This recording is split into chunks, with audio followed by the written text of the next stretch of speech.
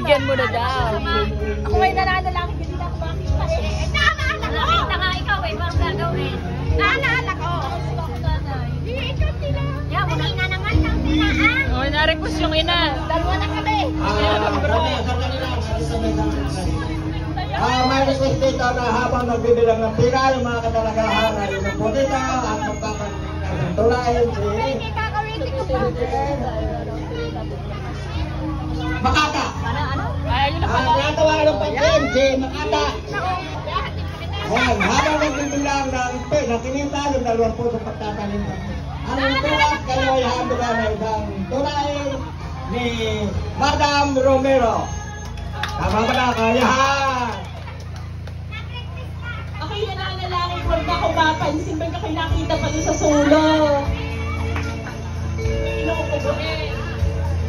Pero dahil kasal naman itong maganda at pogi nito bukas, ay sige na po. Ayan. Ano ba ganito lang ako, ma? Sa pagtindig, sa upuan, at pagharap sa bulwagan, itong inyong abang lingkod ay agad na kinabahan. Sa dami ng tao rito'y ako pang natasan na bumigkas ng tulain sa gitna ng karamihan.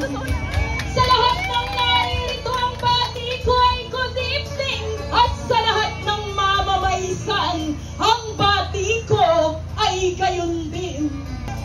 Di tulad ng niluluwa pag napasok. Baka naman ikaw usoy pag dumating sa buhay niyo ang pagsubok. Huwag mo namang sasabihin lakas loob, hinatuhod. Desisyon at obligasyo'y inyo ngayong tinataglay.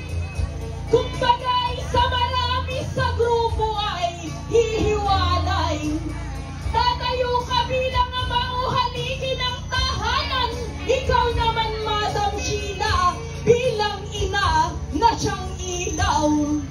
Ang payo ko sa inyong dalaway, lagi kayong magmahalan. Magsunuran sa isa't isa ang sigalot ay iwasan. Iwasan ang pagtatalo sapagkat ang dulo ay away. Di bubunga ng mabuti, katapusan ay tampuhan. Dito ko na wawakasan ang tula kong nakayanan. Dahil baka kung magtagal ay inyo ng kainipan. Habang ako'y naglalakad papalayo sa bulwagan, ang hiling ko sa mamamaysan, pahinging kadamay at suman.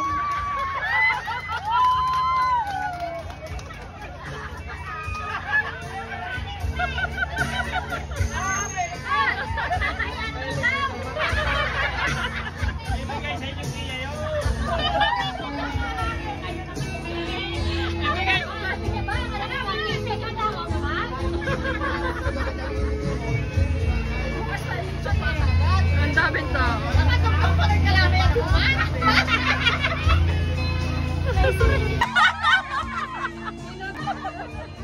Oh, ayan na!